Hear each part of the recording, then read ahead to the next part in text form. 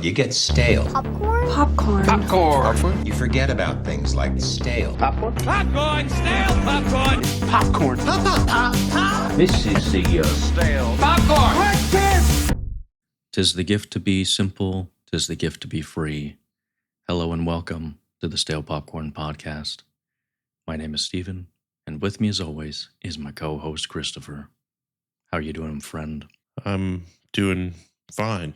Did I set the mood right, Christopher, or are you falling Yes. asleep here, pal?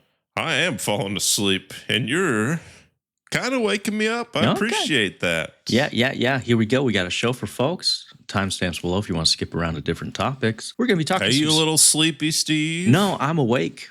I'm awake. Oh. I am A.W. You've been awoken, Alan Wake. huh? Yes, awoken Sexually? with the spirit. No. All right. Come all on right. now. Sorry. Chris, I got a shout out. New fan, I dare say. If Who's is it the dare new say? fan? So someone was watching our videos on YouTube, specifically your videos on their Smallville recaps. And they were like, this is great. This is fun stuff. And then she's like, I don't know if it's a he or she, sorry. It's Rach Against the Machine user on YouTube. So I assume it's a girl. If not, I apologize. But shout out. Thank you for listening. They Yeah. really seem to appreciate those videos, so we'll keep them coming. So I look forward to it, and someone else looks Sure. forward to it.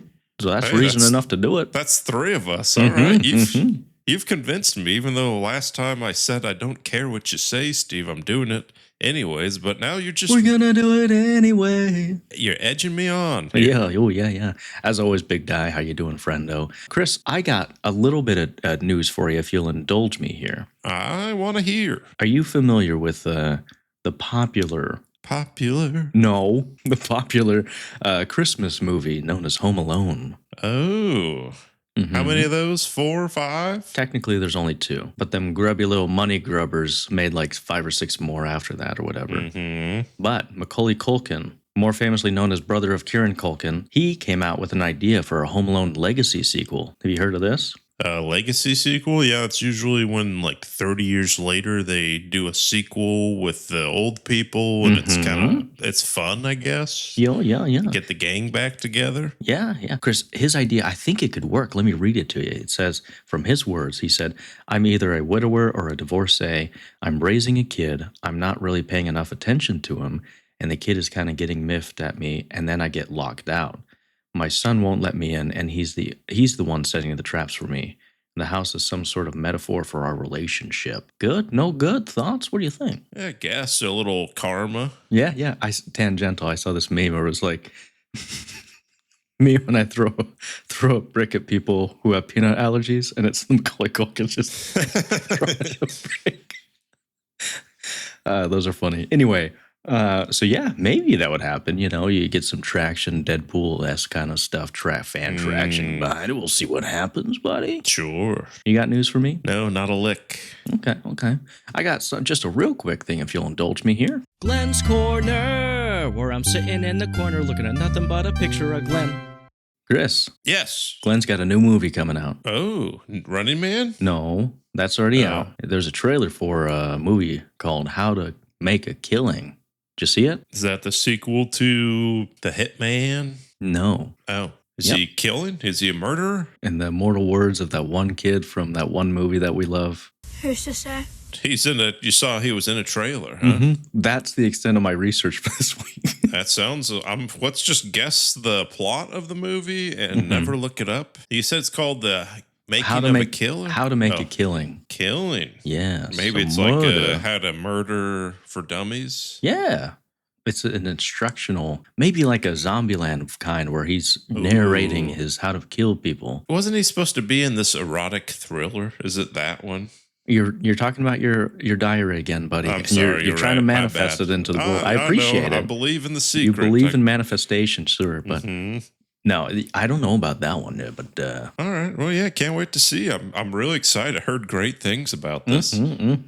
Well, Chris, you been watching anything? He says I got so many fans just wanting to know what is going on in the world of Smallville. I just wrapped up season 3, Steve, which means I'm now on season 5. 4. Oh, that's hard for me. So right now you got Clark, the one person that knows his identity besides his parents, and you get some random people. Pete, You remember Davidson? Pete? Oh. No. Is this like a Jimmy Olsen light, like a pre-Jimmy Olsen type deal where his little nerd friend's always helping him out? No. Oh. He's his token black friend, Okay. Pete Ross. So he knows Clark's secret since season 1. Sure. Lionel Luthor, he's into Clark.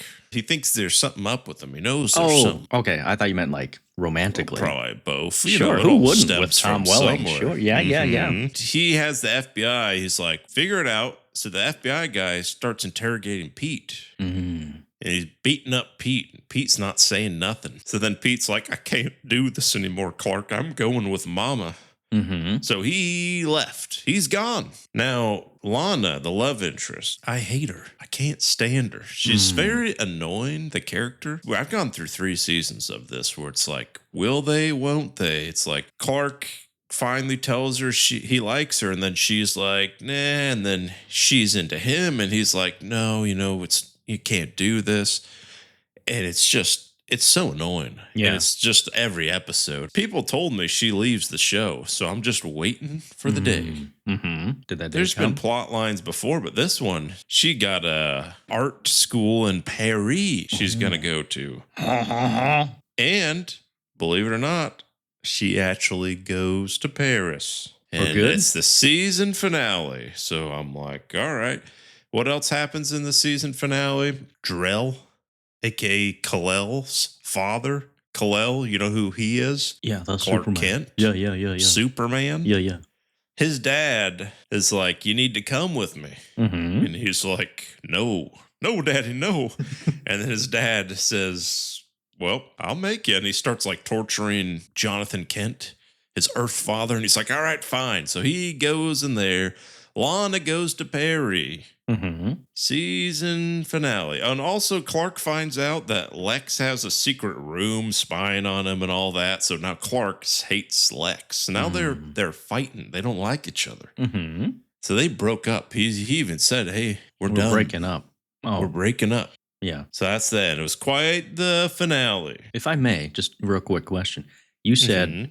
Kal-El's father, Jor-El, Mhm. done beat up Pa Kent. Mhm. As someone who's not quite familiar with the lore, did he not die on Krypton? He's kind of talking in spirit, I guess. He talks through a cave. That can beat up people? He can throw the little invisibility rope around him and shock him and Oh, whatever's cheapest for TV, right? So, whatever it is. Yeah, He's yeah. not there in person, but somehow, because, if we go back a step, Mhm. back when Clark, he was evil. He had the red ring that makes him real horny and evil. oh, sure, yeah. We all have those. Jonathan, he went to the cave because there's this cave where you can communicate to the Drell sometimes. Sure. If the plot calls for it. And Jonathan says, hey, buddy, I need to get Clark back.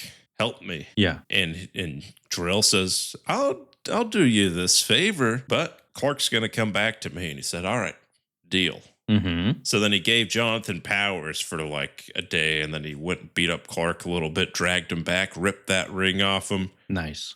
Now, Drell, he's coming for his payment. Yeah. That's the season finale. And I'm like, all right, that was exciting because it's like back to back. A lot of these, Yeah. because my main con and pros with the show, each season's like 23 episodes, 24. Wow. And each And is it's like like- an hour long, right? Yeah, it's like 45 back when they Insane. had commercials. Yeah. And it's like, you can't just keep going main plot for 24 episodes a season because they want to stretch this puppy out for 10 seasons. Somebody save me. A bunch of these random filler episodes where it's like, oh, there's a bug boy. Oh, the Yeah. eating disorder. And today we're going to tackle slavery. They just kind of go through all of these things here. If they had one with a kid dying of cancer, you go, and then they'll be like, there's an episode that's progresses the actual main storyline. So Mhm.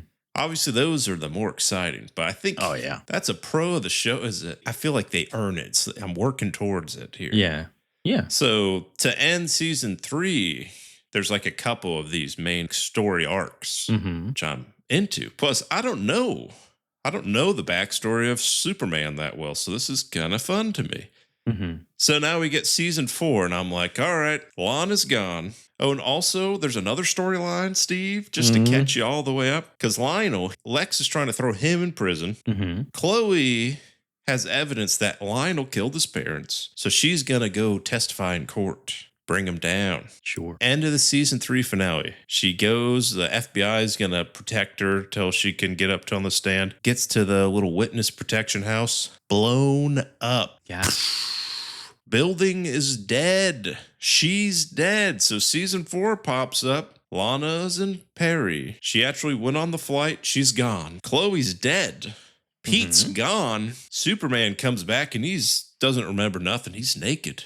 He's a little naked boy. Not that the two are related. Not that. Yep. And new character introduced. Lois Lane. The Lois Lane. The Lois, yep. And she actually sees Clark get struck by lightning and she takes him to the hospital. He has amnesia, doesn't know what's going on. And she's checking him out and all this. Sure. And she's a college student. He's still in high school. Hold on, let me call the police. No, it's fine, Steve. Trust me. Okay. It's a theme in this show here. Oh. Lana, the main reason I hate her, it's that whole storyline. Plus, the thing with her character that bugs me is she like laughs at everything like a little half laugh, like I guess my family doesn't love me. It's just like something like that and I'm just like, stop. It's just one of those things that just it bugs me. Yeah. She's in Paris and I knew it was a bad sign because they show the little intro and she's on the intro. I'm like, God, that means she's sticking around, but at least she's in Paris. Yeah. I don't got to worry about Clark and her. Well, Clark's going to go to Paris in the next 2 episodes. I guarantee it. Very wrong. Okay, the next 5 episodes. I guarantee it. I haven't got that far, but maybe he does. Maybe. So she's in Paris. Are you with me so far, Yes, Steve? yes. Am I speaking too fast for you? No. I'm trying. I have all of it in my mind. I'm trying to visualize it and everything. You got it. She's in Paris. She's been there 2 months. She's got a boyfriend. Ooh. Did he look anything like Soldier Clark? Boy. Jason Eccles. Jason. Is his name? From The Boys, right? Yeah. Supernatural. Yeah. Okay. He's a real heartthrob. Mm-hmm. I guess they met in Paris, but he's American. Mm. She's drawing on some sort of picture, and then all of a sudden she gets this like vision. She wakes up in her room. She's got like a tramp stamp. Ooh. Now, just somehow coloring the picture, put the symbol on her lower back. And she's like, I got to go back to Smallville. Oh, boy. So she lasted 1 episode. Oh, boy. In Paris. It's some symbol that's in those caves. Somehow it relates with Clark and them, but she's not telling any soul about this, but she's doing her own little investigating. Now, Lois, she went to Smallville because guess what? She is Chloe's cousin. Did you know that? No, I thought it was Lana's cousin. Well, it's not. The last We're name wrong. tripped me up. Lang. So Lois is there. She's actually a fun character. She's definitely a better character than all the other women. Sure. She's fun. Uh-huh. Hey, spoiler, Chloe's not dead. It was all they He's trying to not protect dead. her. She's not dead. Yeah. Guess who shows up from Paris? The boyfriend Jason? that they've been dating for 2 months. Episode. Oh, okay, sure. He shows up and he says, why can't I quit you? Why can't and I he quit moves you? back. So, and remind you, Lana is still like 16 or 17. She's in high school. He comes back. Guess what his job is? Bloody news reporter. He's got a high school football coach. Oh. So we got a little teacher student scandal going on here That between is the a two theme of in your them. show, yeah. Lois, even though she was gonna go to college, apparently they're like, oh, actually your transcript, because she wasn't living in Smallville, she's just trying to investigate Chloe. And her dad's like, well, turns out you didn't graduate high school. Guess what? You're gonna go to Smallville High. And now she's in high school. Nice. We're getting the band back together. So anyways, that's just catching you up here, Steve. Sure. Yeah. I cannot wait for next week when you tell me about when Supernatural Boy fights the Supernatural Boy, Oh, sure. i.e. Jason versus Tom. Fair enough. If it doesn't happen, I will flip this table. He's got to have some sort got of to, power coming up. Maybe he finds that ring Mm. and he becomes the Bully Maguire. You got a good point. Yup. Well, how about you, Steve? You watching anything? Nothing too much. I did watch a movie. Incidentally, I was gearing up for the Santa Claus with Tim Allen. Uh-huh. You know, he's a deadbeat dad who takes his son to Denny's on Christmas Eve. Just a real joke of a human. Uh-huh. I didn't realize there was another movie where Tim Allen is also a deadbeat dad who only focuses on work. in the form of Jungle to Jungle. You ever see that Is that movie? like a sequel to Fast and Furious or You what? would think with the huge 2 right in the middle, but no. No, it's just, I never heard of it.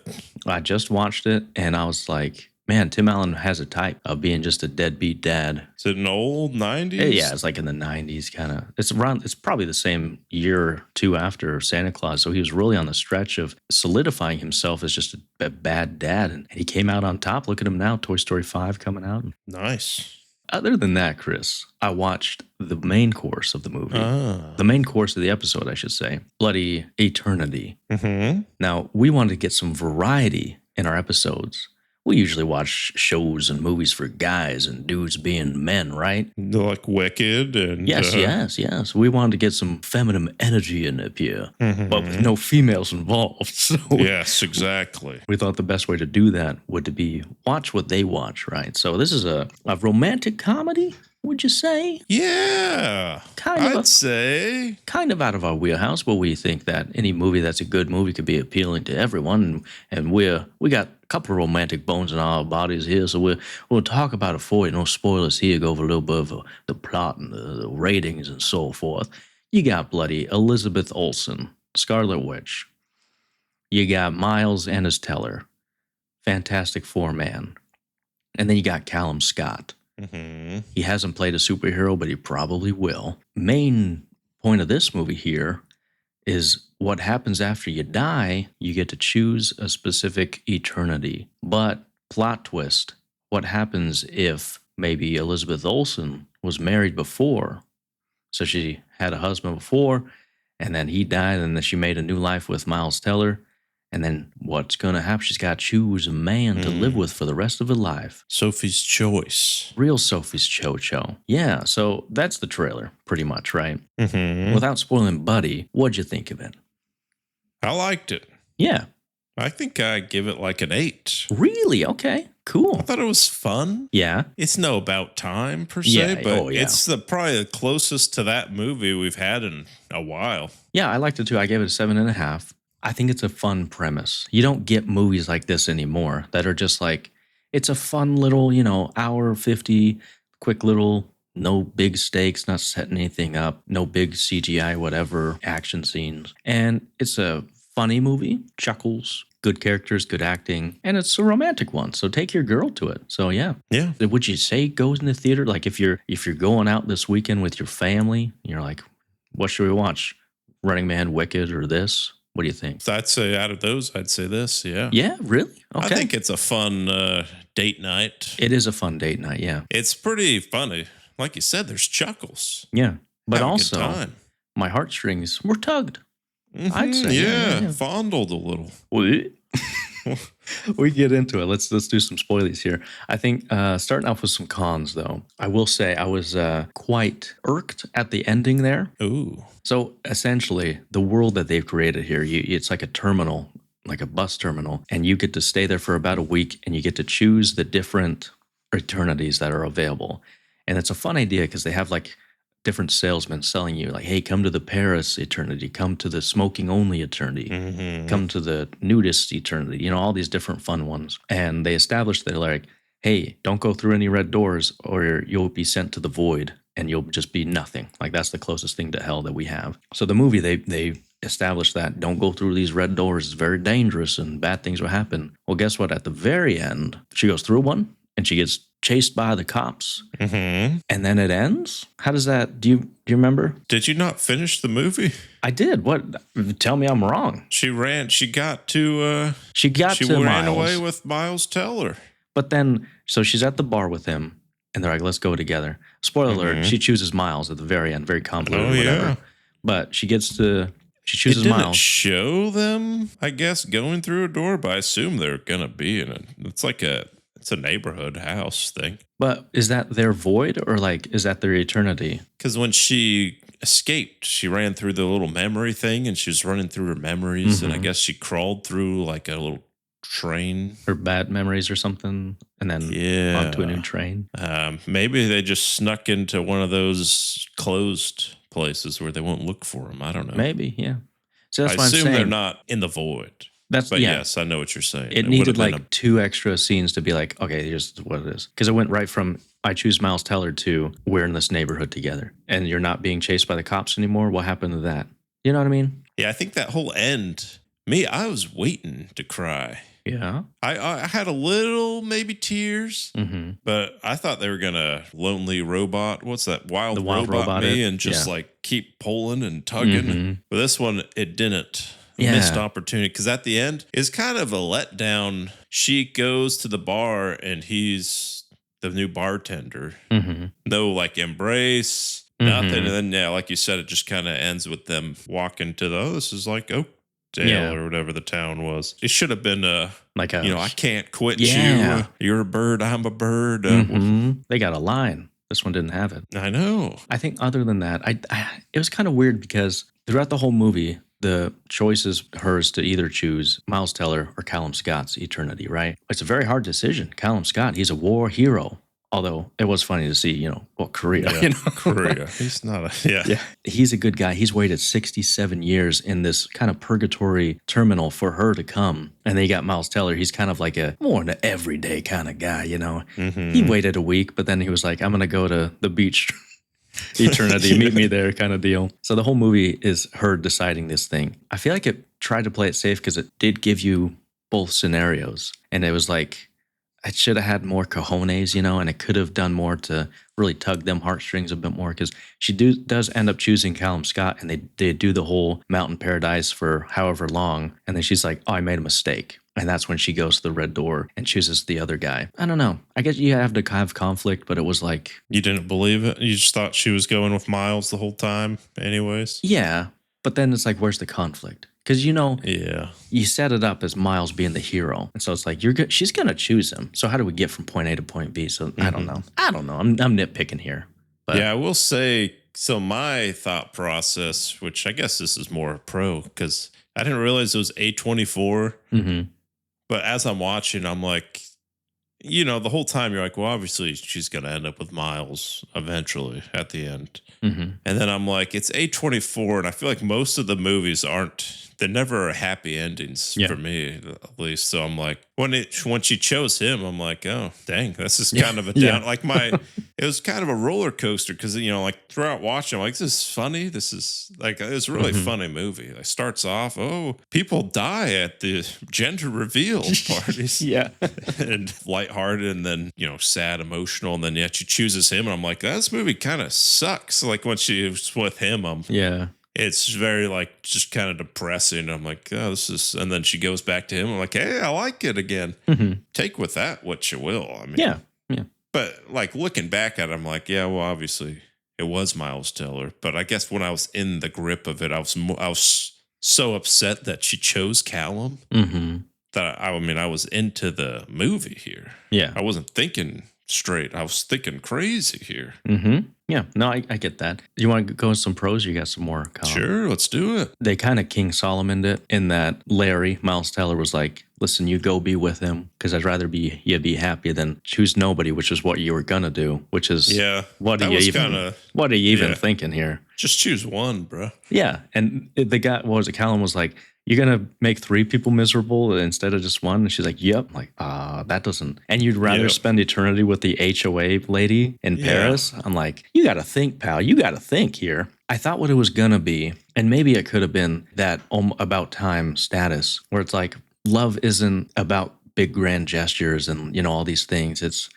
And she did it a little bit in the speech. She's like, it's about the small things. And I thought they were going to have more of him, eating the snacks and like doing little things. Because if you noticed in the movie, she never really like was happy or like laughed a lot with Callum Scott's character. But she did laugh a lot with Miles. I thought it was going to play more into that. Be like, what really makes me happy is laughing, and you haven't made me laugh, type of deal. But it didn't really do that. Yeah, it seemed like awkward when they're riding in the train and doing all that. Yeah. And I think my favorite parts are just, Miles Teller when she shows up and they're just, acting like a 65-year-old married couple, and I was like, this is fun. And I thought Miles Teller did a good job of playing a great job. Old man in a middle-aged body. Young man. Yeah, there were some cute moments where she was freaking out and he's like, trust me, just take a squat. You know, Yeah. Oh, little yeah. things like that. I'm like, you should have played more into the little things. But like, it is a funny movie. I think it was right after that. She's like, "I'm gonna get some rest." Yeah, good idea. Yeah. And he starts clearing the bed. Yeah, it's been a rough day for me too. Just Yeah. I think they cast the old couple really well. That old guy looks kind of like Miles Teller. And so, like, from the old guy to young Miles Teller was a good transition. Was it secondary characters? They're ACs. I forget their names. She was in Only Murders in the Building. Great in that. And then the guy one, he's in a few episodes of I Think You Should Leave. They're pretty funny. Like, they deliver a lot of good comedic moments. But yeah, pretty solid, fun time. I chuckled out loud, Chris. And I wasn't afraid to. yeah, Because it it's was justified. probably the second funniest movie of the year.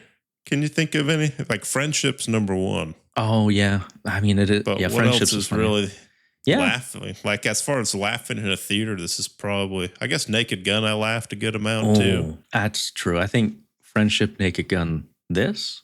Yeah, I mean it's Yeah. top three. Unless I'll leave it in the comments below if you can think of any other chuckle films this year. And I think it just surprised me. Like, I saw the cast, I saw it at A24, so I was like, sure, let's give it a shot. But it's actually pretty good. And I liked it quite a lot, buddy. That's all I got, Steve. Yeah. Well, if you're still listening, thank you so much. Bloody follow us. Or not. I'm not your boss, but do it, I guess. Just do it. do it. Facebook, YouTube, Instagram. We're not on Twitter as much. I don't really like Twitter. But X, that's all I got. Grindr, Snapchat. Popcorn. Asian people meet. You forget Thanks for about things listening. like Have a good stale. week. Popcorn. Bye. Popcorn. This is the Stale. Popcorn. popcorn.